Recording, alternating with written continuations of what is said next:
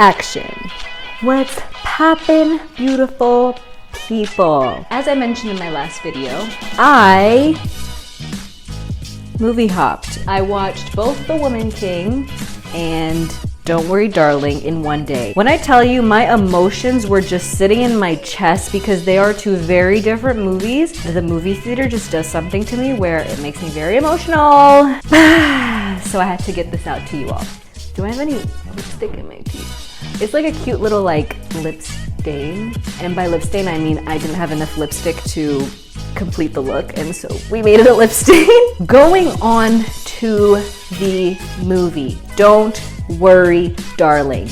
The trailer had me hyped because I've watched Booksmart, which was another movie that was directed by Olivia Wilde, and I usually don't laugh at comedies like haha by myself, but that one made me a kiki by myself. What sort of makes me upset is the fact that unfortunately, I was going into that movie with a lot of preconceived notions. I watched it during the premiere. There were a lot of mixed reviews. And there was also a lot of drama. Apparently, Harry spit on Chris Pine. Apparently, there was beef with Florence Pugh and Olivia Wilde. People were talking about baby daddy's acting skills. Don't come for Harry. You come for Harry, I come for you. Just kidding, I can't fight. I'm not a fighter, I'm a lover. Harry Styles did a great job in Dunkirk, and I was gonna ride off of that. Florence Pugh has never missed. Midsommar, great movie. It was unfortunate going into that. I had a lot of preconceived notions. I wasn't going in as a blank slate, but I did try my best to be unbiased and see the movie for what it really was. The sound, I really think you should watch this. You have to watch this movie in theaters because it's not, unless you have a home theater, go off and let's be friends. The sound of this movie was impeccable. There is a scene, I don't want to spoil too much, but there's a scene where she touches a door and she goes through this really trippy experience. And my chair was vibrating from the bass in the sound. I'm not even talking about the music, I'm just talking about the sounds that come. It wasn't necessarily music, but amazing. I really recommend you watch it in theaters if you do end up watching it. The movie reminded me a lot of that movie Everything Everywhere All at Once, also a great movie that you should watch because it was very trippy but had an underlying message. Now I think that the underlying message with Everything Everywhere All at Once was much more blatant. With this movie, it wasn't. It was to an extent, but it wasn't as, you have to sort of listen to what the characters are saying. It's not as this is what the message is, which is also cool. I'm not mad at it, but I'm just letting you know. Basically, my understanding was, would you rather have a perfect life and have no choice in this? Would you rather have a perfect life or would you rather have a flawed but real life? And there's a lot of obviously motifs and themes throughout the movie that I won't get too into because that would make this video as long as the actual movie. I took from it the complacency of women and the old gender roles. It was sort of alluding to that was a happy life. It was saying that the good old days when women stayed their butts in the kitchen and only were good for giving birth, it sort of amplified that narrative as what a perfect life looks like. It wasn't condoning that, it was just saying this is what some people's idea of a perfect life is. Whereas, I don't want to give too much away, but there's another part of the movie that explores another aspect of life, and there's more equal gender roles, more of what society is gearing towards today, where both the man and women work. It sort of shows that is the harder way of life, which I don't think is true, but those are some of the things that I got from the movie. I talked about the sounds of the movie. Moving on to one of my favorite parts, which is the music. The music in this movie reminded me a lot of almost a Jordan Peele style. It reminded me of Us. It was quite creepy. It had these eerie voices that were ha ha ha ha ha ha ha. And it added to the theatrical experience for sure. And it leaves how you're supposed to feel in the moment. Obviously, that is the whole point of music. So when there are moments that it's intense and Florence Pugh's character is running, the music makes it made me go insane. It made me go insane. So I think that it wasn't necessarily like an epic soundtrack that you see like in The Woman King, or a super like beautiful ballad like you'll hear in Lord of the Rings. It was very like choppy and different, and sounds that you've never heard in your life before. It reminded me of like more that. It was more like avant-garde. Not avant-garde. Is that the word, avant-garde? More I need to expand my vocabulary. Siri, what does avant-garde mean? I was right, it is avant-garde. Let me stop playing myself. Now, in terms of like unsettling scenes that I remember from the movie, without giving too much away, there's a scene where Harry Styles, his name is Jack in the movie, he is dancing. And I didn't understand the purpose of it. Maybe people who are properly delved deep into movies can give you some insight. But there's a scene where Jack is dancing after he gets promoted, and I don't know if it's meant to show, oh, I forgot, a theme that you see a lot is chaos versus order. Which are humans more naturally inclined towards? And the movie kept mentioning deep down inside of us we crave order.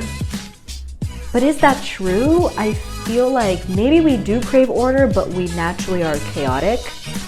That's still an existential question I haven't really like gone through myself. I would prefer to debate it than go in my head back and forth with it. I'd rather just like talk to someone about it. There's a scene where he's dancing, and I don't know if it's meant to illustrate how once we let go of ourselves, we become a little bit more chaotic. But it was, in general, a chaotic scene. When you guys watch the movie, keep that in mind. And then in the comment section, tell me what you got from it, because I am still trying to figure out how I feel about it. The dinner, my favorite scene in that movie was the dinner scene. And I'm not spoiling anything because the dinner scene is already on YouTube. It's out. It was out before the movie even came out. That scene was juicy, scrumptious. It was so good because you can feel the tension as the audience member. You're just like... And there were multiple times during that movie where I was like... I tend to be dramatic anyway, so whatever. But I was shocked because you see the power dynamic between Florence Pugh's character and Chris Pine's character. Chris Pine is meant to be the guy who created this world I'm not gonna go too further in. This one is tricky because I can accidentally give a lot away, but basically Chris Pine, I'm just gonna use their real names because I don't remember their character names. Chris Pine creates this world, his wife is Gemma Chan, creates this world that's meant to be perfect, and he thanks all the wives and the husbands for the work that they're doing and their discretion and their secrecy, because apparently there's a lot of shady stuff going on. And I'll end it at that because I really will accidentally give something away. Going back to the dinner scene.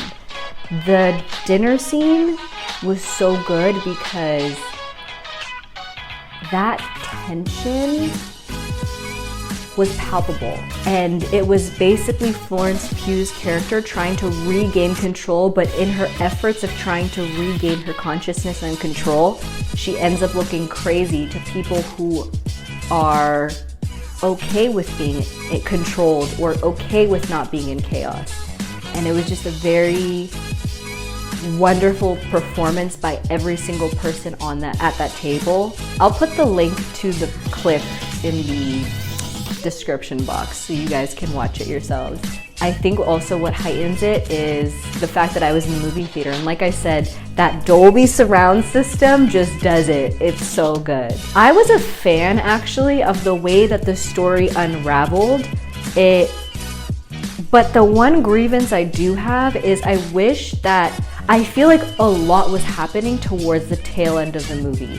I think it was a little bit too calm, and like it started out calm, beautiful, sunny, and then it got to like eerie, and then towards the end just like chaos. So I wish that there was a little bit chaos. The chaos piece of the movie was brought a little bit closer to the eerie piece, because it just, towards the end, it felt like a lot. And maybe that was the intention, and maybe it's just a preference of mine. My blood pressure was through the roof towards the end of that movie. I couldn't. I like had to like put my legs up. It was like one of those reclining chairs at the theater, and I had to put my legs up and like hold my legs. So I was like, what is going on right now? What is going on? So yeah, that's like my quick movie review. I don't think I want to, in the future, I don't think I want to go through and spoil too much of the movie for people, or be the type of channel that really like dives deep into like Easter eggs and hidden meaning. It's just meant for us to bond over movies, and it's meant to be a discussion. So if you guys disagree with me, feel free to type. Don't be a troll. Don't be a troll. I love an active comment section, don't get me wrong, but like, also, like, calm down, guys. I'm a person. I have my opinions. My opinions can change. No need to get mad. But I also, if I'm like stubborn with my opinion for a second, I'll come back. I'll clap back. So yeah, I would rate this movie a 8 out of 10. Cinematography, great. I loved some of the shots. The shots were really intentional. There's a scene where she brakes really hard on a car, and it like zooms into her foot braking on there. To me, that was impactful for some reason. I like those little like cool, unique shots. And there were also really cool shots where there were these ballet dancers dancing in sync with like, I can't give it away, so just watch it and you'll know what I'm talking about. I'm talking about the ballet scene where the girls in the neighborhood are doing their ballet. And then also the girls in the weird, creepy, you know what I'm talking about, thing do the dance as well. Sorry, I'm being so cryptic, sorry. I'm waiting for a movie where I wouldn't recommend you watch it. Maybe I need to watch more movies that aren't great so that I can be like, because I would watch even bad movies just because I love movies. But I would recommend you watch it if you like psychological thrillers. Is it the best psychological thriller I've ever seen? No. I still think that all of Jordan Peele's movies are better. Sorry. So this is my review for Don't Worry Darling, 8 out of 10. Still recommend you watch it, especially in theaters. And can't wait what movie I'm gonna review next, and I can't wait to see you all in the next video. Bye!